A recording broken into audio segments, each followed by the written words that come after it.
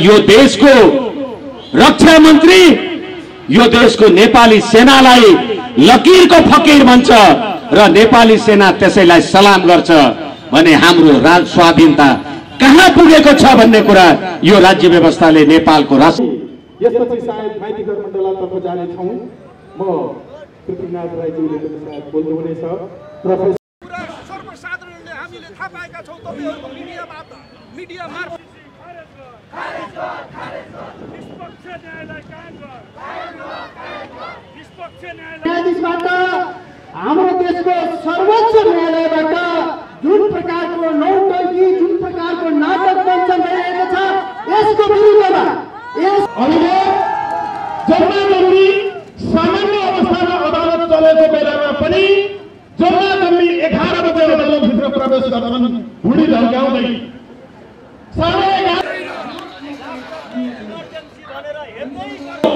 15 जुलाईका दिन बेलायतको पार्लियामेन्टबाट भारत अब स्वतन्त्र भयो भनेर स्वतन्त्र भएको भारत न्याय कानुन न्याय हुनुपर्छ भन्ने लाग्नुभयो। उहाँले न्याय जनताको शासन कायम गर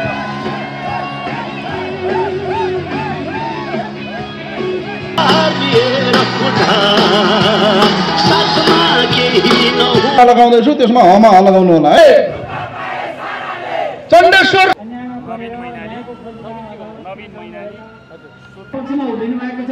त्यसकारण अहिले हामीले जति पनि एउटा लडाईहरू लडेका छौँ त्यो नेपाल जननी जिन्दाबाद राष्ट्रघाती एमसीसी खारेज गर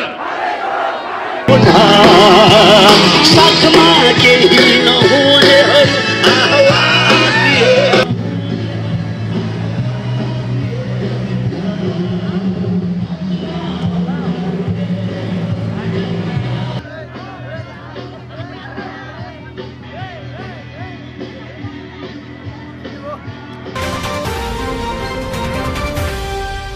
मेरो दैनिकी तपाईको दैनिक जीवनको एक हिस्सा।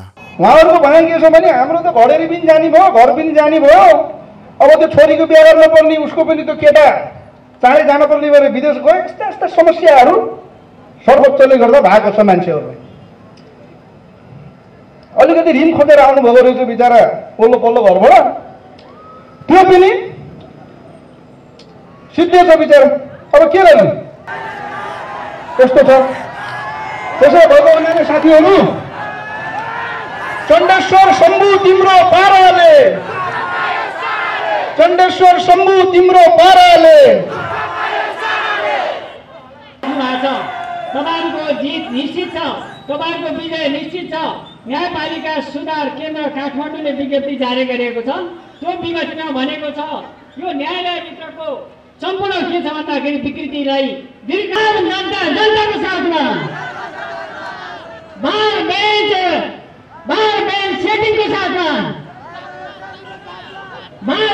सेटिङको साथमा विधिको शासन कायम गर विधिको शासन कायम गर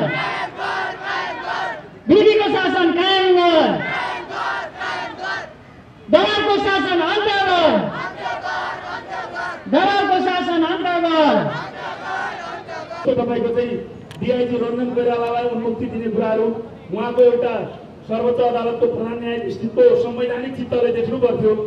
उहाँले कैद छुट गरेर 18 वर्ष उमेर पुगिसकेका नानीहरूलाई पनि छोडिदिनु भयो। त्यसमा हाम्रो असहमति रहेर 2077 श्रावण 12 गते हामीले सबै संसदीय दलका कार्यालयमा लगेर दर्ता नम्बर 1 रहेको तपाईको चाहिँ महाभियोगको प्रस्ताव तुरन्त गर्नुहोस् भनेर हामीले गरेका छौँ। हामी कसैको पक्ष र विपक्ष होइन, तर यो कन्डिसनमा राजीनामा माग्नु हुँदैन। अहिले संविधानमा भएअनुसार 131 भएअनुसारका कुनै पनि गतिविधि भएको देखिँदैन। यदि छ भने उनीहरूले किन यी कुराहरू लगेर न्याय परिषदमा लगेर तपाईँको पेश गर्न सक्दैनन्? यो कुरामा तपाईँ हामी होसियार रहनुपर्छ। हामी यसमा जिम्मेवार हुनुपर्छ। हामीले निरन्तर खबरदारी गर्नुपर्छ। यो देशमा विधिको शासन हुनुपर्छ। जुनसुकै पार्टीको जातिको वर्ग लिङ्ग जोसुकै आओस् मान्छेले न्याय पाउनुपर्छ। हाम्रो कुरा यति हो।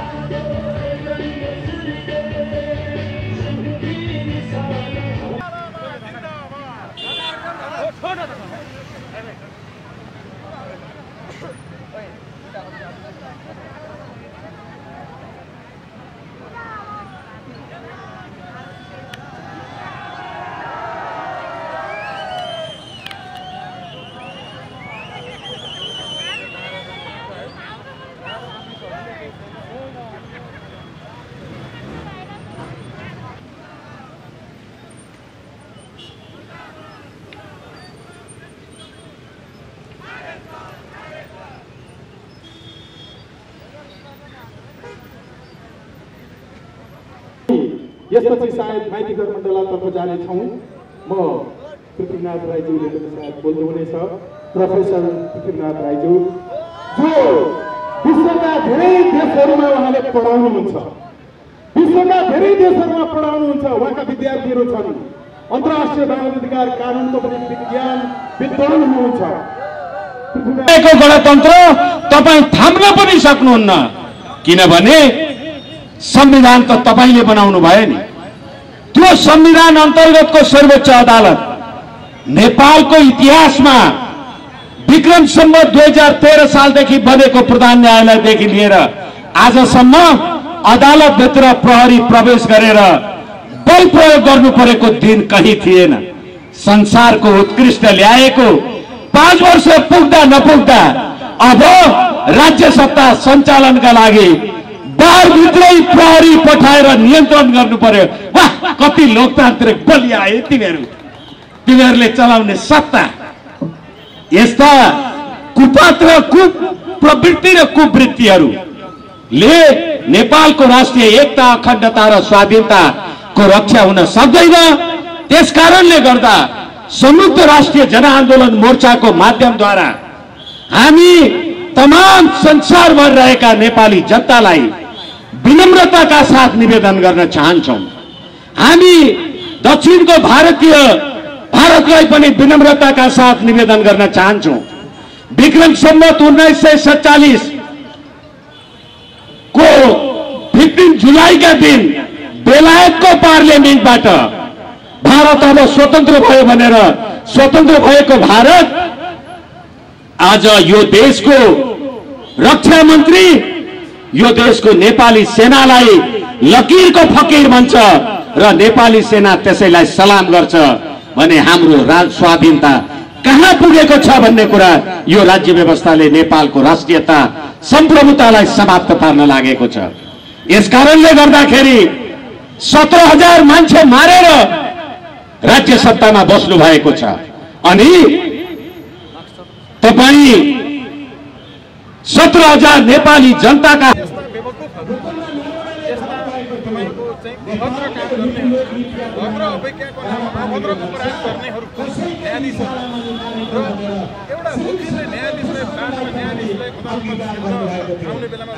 यस्तो अबौद्धिक काम गर्ने, मूर्खतापूर्ण काम गर्ने, अपठितहरूले गर्ने काम गर्ने, उपठितहरूको एक चाहिँ कमन सेन्स हुन्छ। Common sense without education is waste, and education without common sense भन्छ। कमन सेन्स नभएका रटन्ते विद्यालाई यो ढङ्गको आन्दोलनको नाममा भएको षड्यन्त्र कार्की प्रतिबद्धता कार्यान्वयन नगर्ने षड्यन्त्र, राजीनामा गराएर बिदा दिने षड्यन्त्र, कारबाही नगर्ने षड्यन्त्र, यसको विरुद्धमा हामी झुन्डो भएको हुनाले यसलाई धेरै नतन्काउने सोझो फुलकोटको बैठक बस्ने, फुलकोटबाट निर्णय गर्ने परम्परा छ। यो बिर्स्यौ तिमीहरूले, तिम्रा पार्टीका मान्छेलाई न्यायाधीश बनाउनका लागि बिर्सिने परम्परा फुलकोट बस। त्यसपछि न्याय परिषद छ, न्याय परिषद हेर त्यसपछि तपाईँको संसदीय परम्परा महाभियोगमा छ। यी परम्परा बिर्स्यौ अनि तिमीले भनिरहेको छ यी जनतालाई मूर्ख बनाउनेहरू अब सफल हुँदैनन्। यिनको प्रणाली हो यो।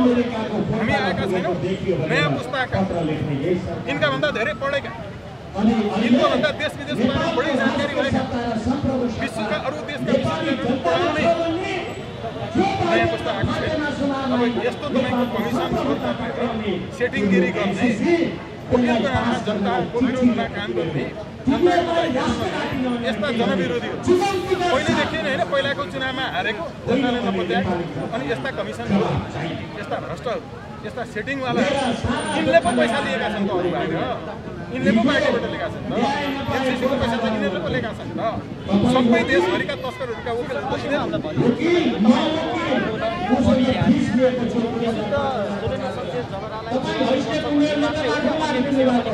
चोलेन संसद चलाएको सबभन्दा पहिला 2017 गते संसदीय दलको कार्यालय सबै पार्टीहरूको संसद सचिवालयमा र सभामुखको कार्यालयमा 1 नम्बर रहेको 77 सालमै हामी हो यिनीहरू सेटिङ गर्न खोज्दा सेटिङ नमिलेपछि बाहिर आयो हेर्नुहोस् हामीले त्यो सार्वजनिक जमिन व्यक्तिको नाममा ल्याएर न्यायाधीश बनाउन थाल्दाखेरि त्यति बेला मैले जग्गा फिर्ता गर्नुभयो अब न्यायाधीश चोरी गरेको मुक्ति पाउँछ यिनीहरूको सेटिङ नमिलेपछि गरेका त्यसो हामीले अहिले गरिरहेको विधिको पक्षमा संविधान न्यायाधीशहरू अन्याय गरिरहेको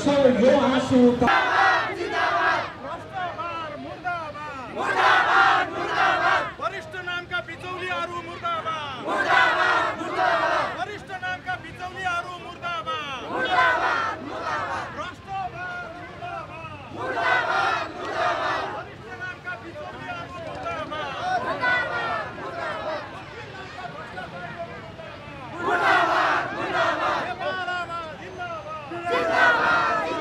वरिष्ठ नामका तपाईहरुका लागि हामी यो विनम्रतापूर्वक निवेदन गर्न चाहन्छौँ तपाईले भद्र अवज्ञा गर्नु भएको छ भद्र शब्दको तपाईले हुर्मत लिनु भएको छ भद्र अवज्ञा भनेर तपाईले अभद्र काम गर्नु भएको छ तपाईको यो भद्र अवज्ञा होइन तपाईको यो अभद्र अन्याय नागरिकका विरुद्धमा हामी यो अन्यायका विरुद्धमा आम नेपाली नागरिकहरूलाई उठ्नका लागि सम्प्रभु सत्ता भनेको बगरेको पसलमा बाँधेको बाख्राको दीर्घ जीवन जस्तो हो के ठान्नु भएको छ तपाईहरुले देशका जनतालाई यस कारणले गर्दा आदरणीय दाजुभाइ तथा दिदीबहिनीहरू अहिले रुल अफ ल विधिको शासन भन्छौं हामी तर होइन रुल अफ ल तपाईले परमादेशको मुद्दामा चोलेन्द्र शमशेरलाई रामबहादुर न्यायाधीश नराख हरिप्रसाद न्यायाधीश राख भन्ने तपाई वकिल होइन अनि तपाईले भने जस्तो परमादेशको आदेश परमादेश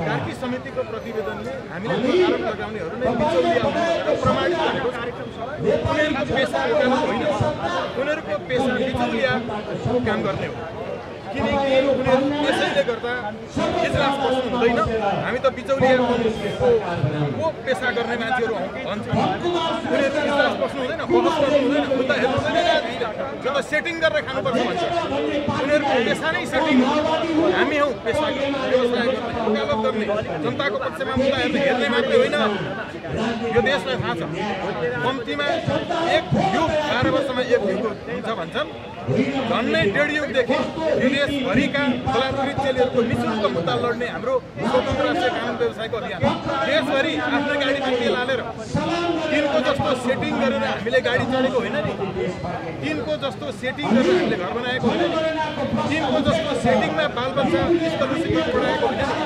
यिनले सेटिङ गरेर काम गरे हामी त्यो सबै गाडी चढिसकेर घर बनाइसकेर उच्च शिक्षा पढेर तिनको जस्तो पिएल मात्रै पढेको पनि होइन एउटा विषय मात्रै पढेको पनि होइन 1980 मा पास गरेर पुरानो शिक्षा घुमेर आएर अनि सेटिङमा चाहिँ भर परेर व्यवसाय चलाएको पनि होइन यसैले हामीलाई कसैको पनि 1 रुपैयाँ पनि यी कङ्गालहरूलाई जस्तो जरुरी पर्दैन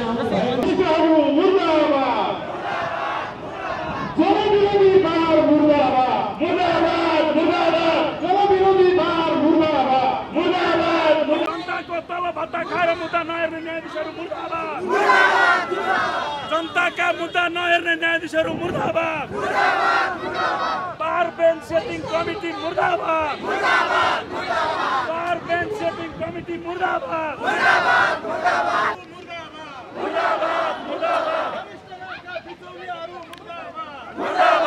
जनविरोधी बार मुर्दाबाद जनताको मुद्दा नहेर्ने न्यायाधीशहरू मुर्दाबाद जनताको मुद्दा नहेर्ने न्यायाधीशहरू मुर्दाबाद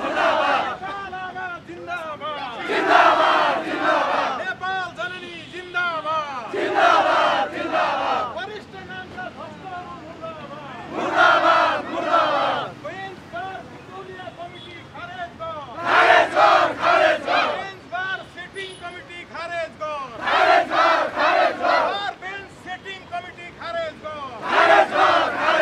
समन्वय समिति नामको कमिसन कमिटी खारेज गर बेन्च बार बिचौलिया कमिटी खारेज गर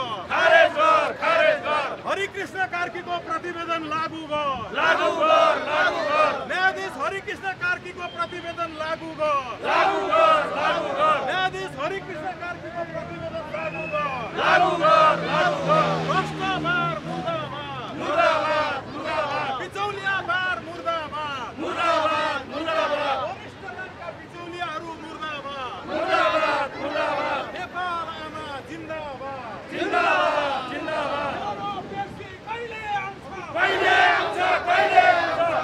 पेशी कहिले आउँछ मेरो पेशी कहिले आउँछ